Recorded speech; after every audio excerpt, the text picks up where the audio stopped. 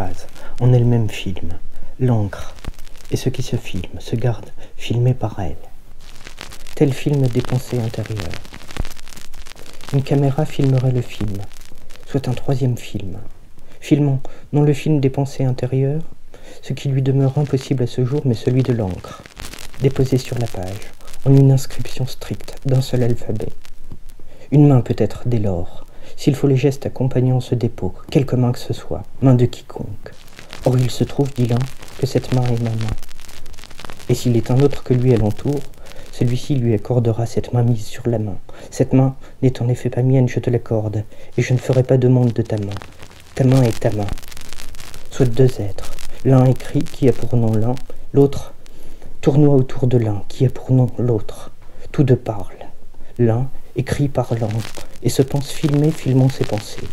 Telles sont ses pensées. Se penser, se croire filmé, ce basculement du penser au croire, et retour. L'autre, voyant l'un écrire, suppose que ce serait cela filmé, et peut-être rêve-t-il de lui arracher ce film, lui qui est sans film, autre que celui de cet arrachement. Alors, observe la main, cette main qu'il dit ne pas vouloir. Jamais il n'avouera son vouloir, plutôt tuer ou mourir. Elle est, cette main, autre, tout autre que celle sienne. Un abîme l'en sépare. Si bien que lorsqu'il observe cette main pourtant si proche, il pourrait la toucher, il ne la voit pas elle, mais l'abîme, ou alors l'irrattrapable et le perdu. Il ne s'en éloigne pas toutefois afin de détruire la cruauté, mais tournoie suivant quelque magnétisme d'une cruauté pas encore assez cruelle.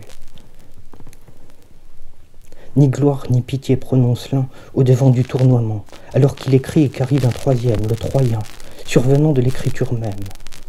N'était-ce pas assez que moi comme autre, demande l'autre, inquiet déjà de savoir comment pense le Troyen, s'il ne prendra pas toute la place comme autre en raison de ses pensées mêmes. Parle, ne parle jamais, l'exhorte l'autre, quel plus grand danger, soit une double scène, l'une d'un ménage impossible entre l'autre et le Troyen, la cruauté initiale se déplace. La seconde, d'un théâtre à l'abandon de quelque ville provinciale que ce soit, et sur laquelle ne s'annonce, semble-t-il, que discorde, au reste à peine joué.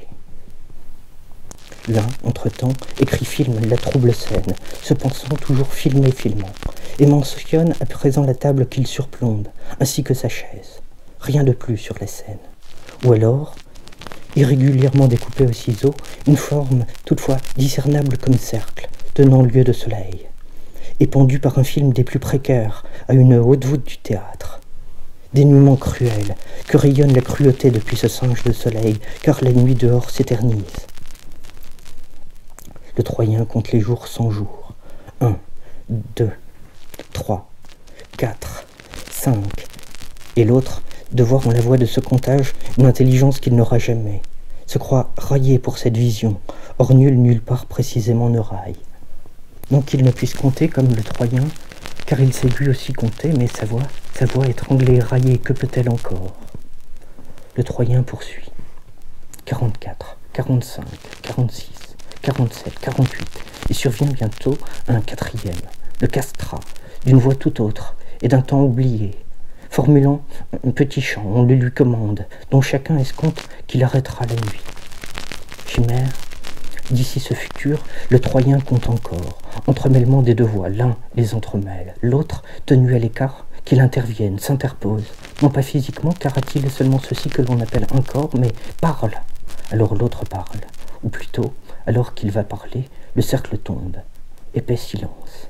Alors qu'il n'avait peut-être à la vérité pas une parole à dire, le voici témoignant, le cercle tombe.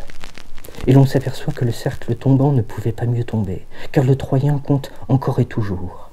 99, 100, 101, 102, 103. Or est-ce la nuit dès lors sur cette scène? Quid en effet de l'éclairage? Quelle lueur? Une lampe seule?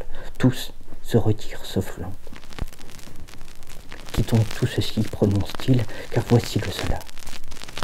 Un parc sur une île sous l'azur, ou plutôt une île-parc, un parc naturel, avec végétation noire, entre laquelle ne se discerne s'approchant qu'un passage, appelé l'allée, partant d'une extrémité à l'autre de l'île. Distance de l'une à l'autre, il faudrait compter, mais compter en pas, plus qu'en minutes, qu'en mètres, car les pas seuls comptent, allant, s'arrêtant, retournant, repartant, La distance en l'allée d'une extrémité à l'autre n'est ainsi jamais sûre, ne sera jamais à jamais fixe, tributaire de l'aléatoire de tout pas. L'autre de l'un est à présent l'île Parc, et l'île Parc, autre nom de l'autre, parce qu'elle n'est pas rien, parle, et dit « Voilà l'allée, vois, l'allée rouverte pour tes pas. » Arrive plus qu'à les couleurs, sans ce qui vient. L'un emprunte l'allée, avec l'étrange pensée, plus sûr pas après pas, que ce puisse être là sa dernière marche. Dans le futur, l'allée serait l'allée dernière. Reste de seules minutes, qu'il ne compte pas, tout sauf compter. De seules peut-être. Son pas, seul sous ses pas, il lève à présent les yeux, des lianes le frôlent, de larges feuilles sous le soleil, de cette végétation reflétant des millions de visages, alors qu'il appelle lui tel visage de naguère, qu'il les cherche appelant les noms, il trouvait hier encore les visages. Quels furent les noms? Hier encore il pouvait les dénombrer, autant que de phalanges. Or, une à une, celles-ci se désagrègent, perte des noms, lente désagrégation de son corps, alors qu'il voit fuir l'allée. Presque l'en allait déjà. Reste encore son regard, puis, de ce dernier, un reste se perdant trouble parmi les végétations. L'autre seul, enfin, avec l'océan son alentour, non loin, tout contre là-bas, mais devant derrière, en bas peut-être, où la plage fait cercle, en cercle.